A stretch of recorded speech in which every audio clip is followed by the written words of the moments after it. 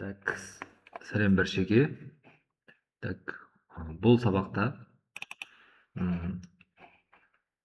осы үйді өздеріңіз істеп көресіз. Так, бұл жерде сіздер білмейтін затлар бар. Сіздер білмейтін затлар бар. Ол айна, мындай айнаның жоғарысын домалақ қылып істеуді, есіктің жоғарысын, соны көрсетемін. Өзім қайтып істеу керек екенін. Қалған тағы поля жер артындағы көтеріліп тұрған биіктіктер, соларды істеп көрсетемін. И асфальтта істеп көрсетемін. Осы заттарды істеп көрсетемін, қалғанның бәрін өзіңіз істеп көресіз. Демек, мынадан бастаймыз, айнадан. Осындай куб болады, кубтан бастап. Осындай куб болады. Так, сурет мына жерге қоямын қазір. Мына жерде аутлайнерді image editor өзетемін. Open'ді басып, десктоптың ішінен ұсын талаймын. Так, screencast кейсті қосып қойым керек сіздер үшін. Так, енді айнаның формасы сондай болып тұрыпты. Бұлай жоғары беті арка болып тұрыпты. Бұлай істеу үшін бірінші бұлай істеп аламыз.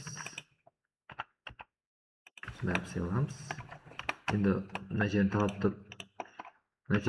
тұрған жерден бұлай Ctrl-B-ні бассам, сондай болады. Bevel да бұл.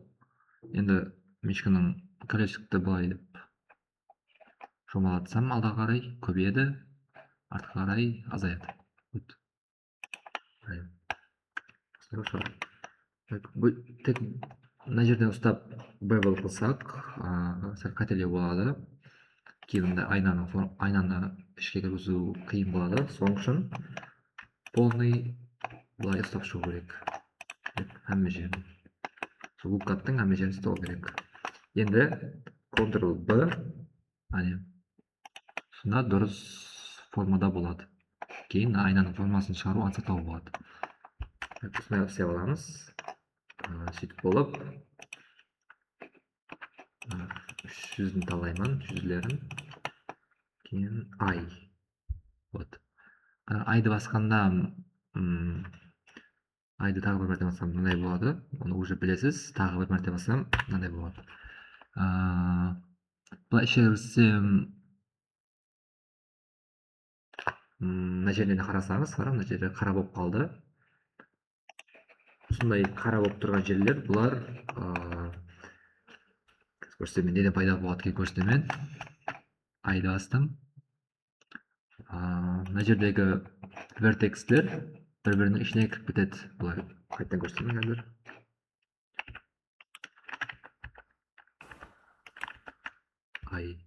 Деп бір-біріне кіріп кетсе, уже ол қате болады. Қате геометрия болады. Ұзына кіргізбеуге, бір-бірінің ішіне кіргізбеуге әрекет қылу керек. Кіріп кетсе, Ctrl-Z-пен артқа қайтып, қайттан істеп көрсеңіз болады. Бұлай деп. Кіргізбей қоямыз. Кейін ені басып ішке кіргіземіз бұлай.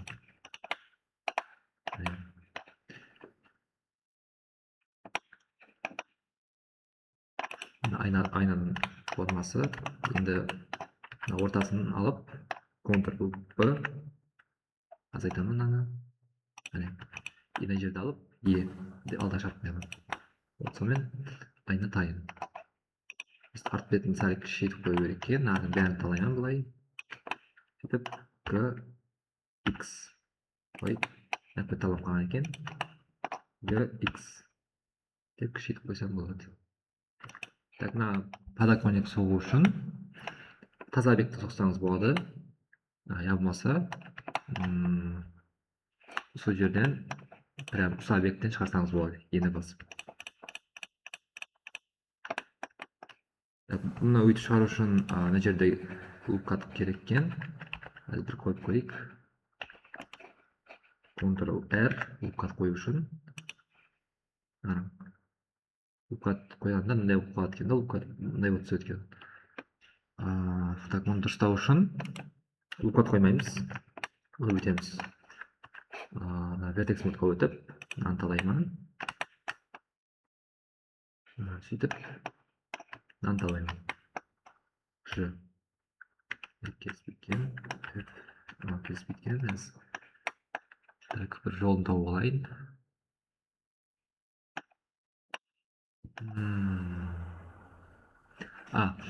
Оны мына жердегі лукатта қолмен кессек болады. Knife деген тул бар, knife деген инструмент бар. Knife деген пышақ деген. Алдын көрсеткен шығарман, соны алып, мына жерден де бір қойып, жерге бір қойып кессек болады. Сондай болып шығады. Мынаны апардым, бастым, ешкімнің шеп жағын. Жерге деп қойдым. Прям былай деп қоятын, мынаны қойып деп қойып болып, мечкінің оң жағын бассаңыз, мынау жоқ болады. Сары зат жоқ болады. Кейін Enter бассаңыз, үстері кесіліп қалады. Үстері былай деп басқарсаңыз болады. Артқа қайтадан. Бұның бір жері бар. Егер сіздер деп алып просто деп кесіп қоятын болсаңыз, ол текст болмай қалады. Enter, қараңғы текст болмай қалады. Деп ровно қарайтын болсам, мына қойды сәл жоғарылау тұрып тұрады. Оны текст қылып істеу үшін дейміз. Қайтадан басып, жеп тұрған жерден клавиатурадан X басамын. X неғай жүріп кеткен бұлай. Y басып көремін. Y текст қылып апарат екен деп қойдым. Оң жағын басамын. Текст енді мына жерге басып тұрып X басамын бұлай. Ровно түсті. Мына жерде алып тұрып енді Y басу керек екен. Y неға кететкен. Мына жерде кестім. Енді мынаумен мынаны жалғау керек екен. Сонан Y болып тұрыпты онсақ апардым. Мынаны талаймын. Y болып тұрыпты, X басу керек. X. Енді Enter басамын. Enter. Кесіліп қалды андай болып. Өзіміз ручной қолдан кестік. Осыларды енді талдап шығамын бәрін бұлай.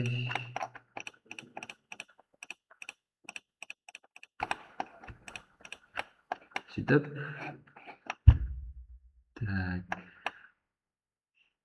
Сөйтіп Alt-E'ні басамын. Alt-E. Extrude faces along normals. Бұндай қисық болып шығады. S-ті ашырамыз. Оны уже білесіздер. Осы айна болады. Енді есікті істеп көрсетейін. Олам сол айнаға ұқсас. Сілеу. Мына шетте қойып тұрамын. Олай. Кубик. Ортасын кесіп. Жоғарысын көтеру керек. Олай. Сөйтіп. Ұстап. Әмі жағын. Ctrl-B. Қарап мен жаңағы. Сразу автоматически деп айландырып ұстау үшін альтты ұстап тұрып бас жіберіп мына жерге былай деп ұстадым. Енді Ctrl-B былай деп көтереміз.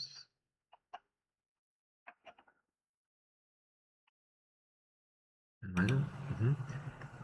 Так, мына есікті сәл созу керек екен асты бетін. Асты бетін ұстаймын былай. Асты бетін ұстап GZ түрін түсіремін. Енді мына жерін ұстап, мына бетін ұстап, оның I қылу керек. I. I қылдым. Мына жерге былай деп ішке қарай күшейте берсем, шет астындағы несі уже өтіп бастайды екен, бір-біріне кіріп бастайды екен геометриясы.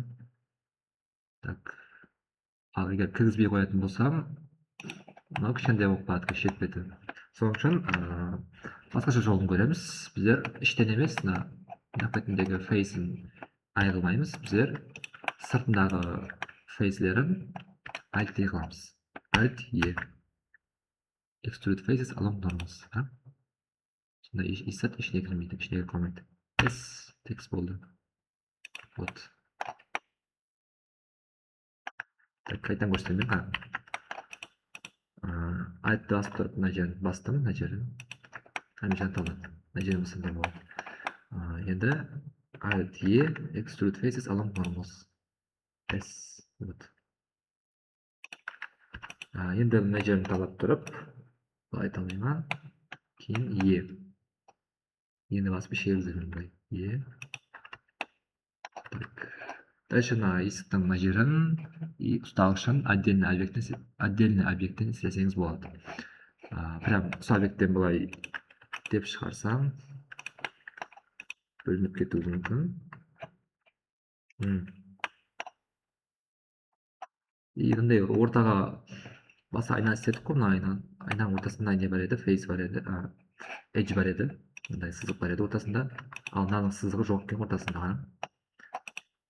Ортасында сызық жоқ, себебі баста bevel істеген кезде, қазір көрсетемін. Оған қазір менен сұрауыңыз мүмкін, неге менде ортада сызық жоқ деп, мындай қазір көрсетемін. Ctrl R қойдым. Ctrl B. Қазір ортада сызық болмайды, центрда сызық болмайды, себебі саны 1, 2, 3, 4, 5, 6, 7, 8. 9 екен. Саны сондай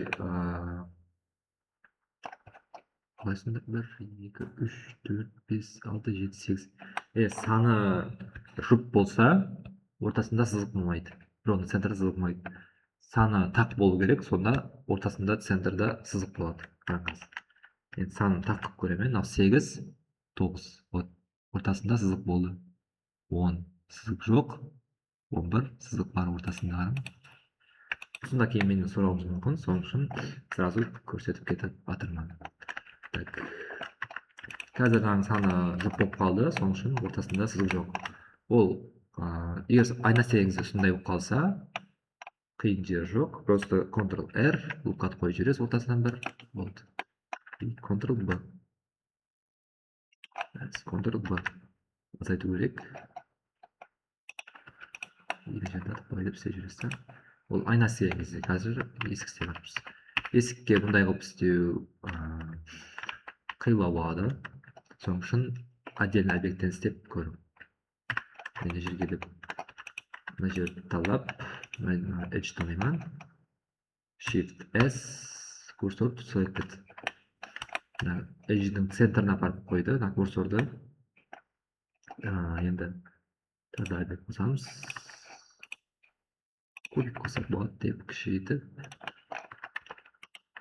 Деп былай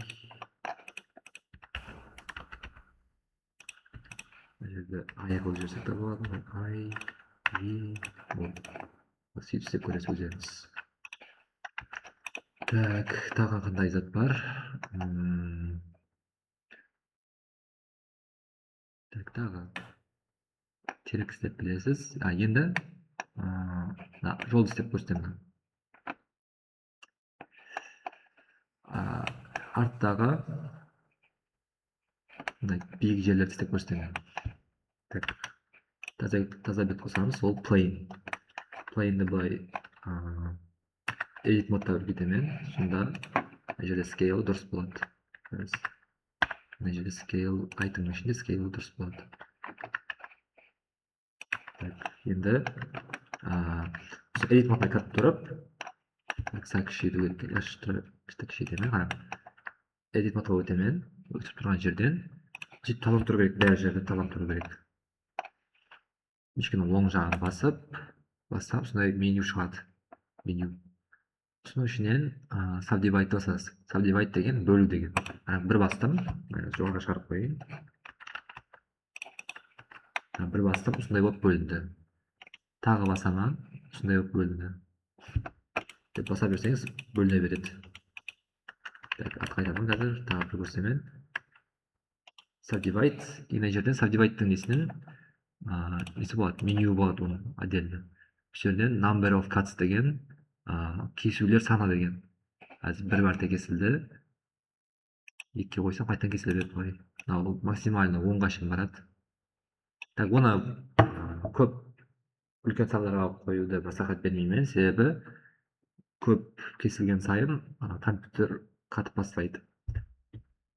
Так, Bevel деген кезде сіздер мына жерде мысалы маған Bevel беретін болсам, add modifier generates Bevel. Bevel бердім. Bevel сіздер мына сегментті көбейтіп тастайсыз. Кесілспесін. Мына жердің кесілуі көбейіп жатыр. Сосын сіздер 40-100-ге қойып тастайсыз, и компьютеріңіз қатып қалады. Вот. Егер сол қататқан болса, осы заттан болуы мүмкін. Bevel тексеріп көресіз. Bevel 4-те тұрса да болады, или 3-те, 3 нормально. Кейін мынандай көрініп тұрса, shade алып тастауыңыз берсеңіз болады. Shade аттан соң бір түрлі болып қалуы мүмкін. Shade соңыз беріп көремін. Shade соңыз нормально. Егер олар бір түрлі болып тұрса, просто shade flat қылып қойсаңыз болады обратно. Так, енді мына plane талап. Сондай болып кесілді. Енді сол вертекстерін ұстап тұрып, былай мындай көтеріп қоямыз. Құрызын былай көтеретін болса, мындай ұшқыр болып қалады. Соның үшін мына жерден proportional editing деген нені қосамын, инструментті. Mod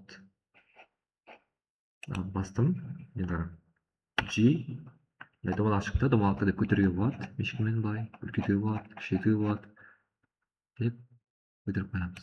Алдын text дегендей, просто қазір жер істейміз. Мындай деп көтеріп қоямыз. Деп көтереміз. Мындай деп көтеріп қоямыз. Мынаны үй деп ойлам. Жоғары көтеріп қойайық.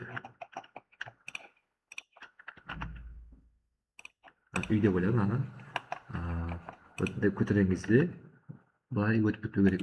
Іші мына үй жердің астына қалып қоймау керек.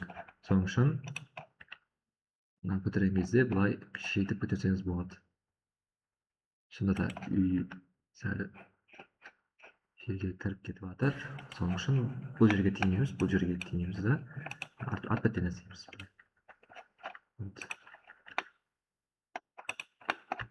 Осындай қойсаңыз болады. Мына жерге қазір мына жер лишний болып кетті, алды бетіне асфальт түсу керек еді, тек арт бетін істеп қойсаңыз болады. Қайта көрсетемін, plane, размерін үлкейтемін plane'ның. Енді edit модқа өтіп, subdivide қыламыз. Subdivide. Тағы мәрте қыламыз, subdivide. Енді былай деп істеп шығамыз.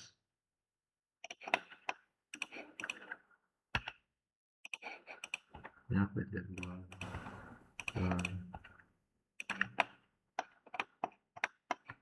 Кейін мынаған shade smooth берсеңіз болады. Болды. Так, аспанды істеу үшін аспанға просто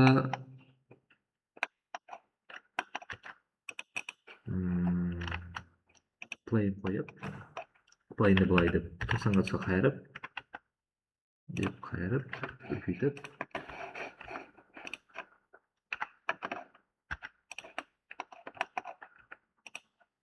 былай деп бұрып қойып, артына қойсаңыз болады. Енді камераны қарап тұрған кезде мынаған цвет беріп қоясыз.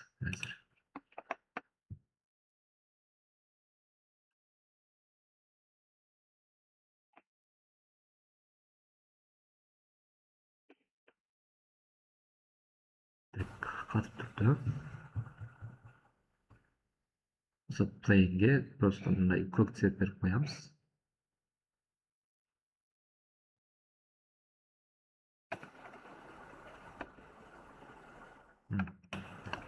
Материалға өтемін. Материал, new. Тіпті өтсеңіз болады мына жерлерді. Қазір қатып тұрды.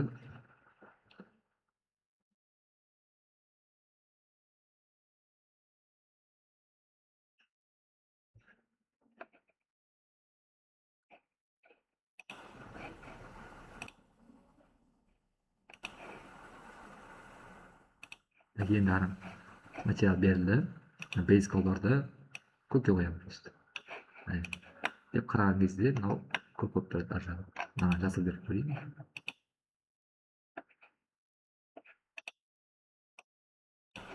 Вот. Деп қараған кезде Ko'k, жасыл болып береді. Так, енді асфальт істеп көрсетемін. Асфальтты мынаны істеп болғаннан кейін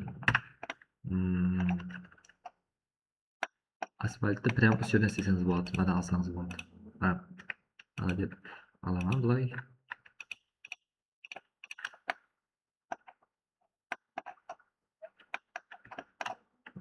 Осы жерді мына өшіріп қояйын. Так, осы жерде отдельный объект. Так,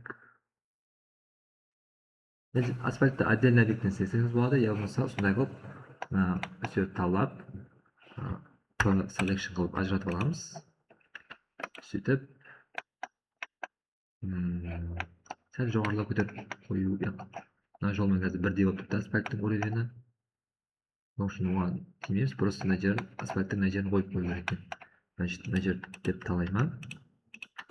Сөйтіп E1 қоямын. Кейін мына жерден loopcut бір loopcut қоямын, мына жерге бір loopcut қоямын. Сөйтіп ортасын талап E1 қойып қоямын. Shape flat беру керек екен.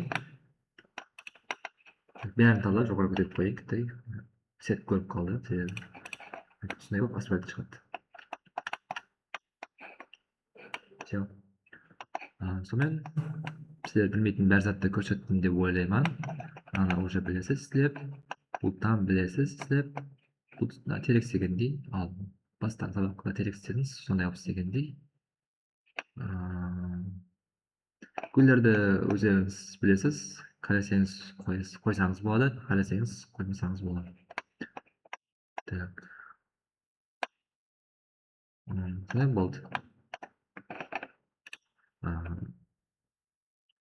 Көргеніңіз үшін рахмет. Қош сау болыңыз.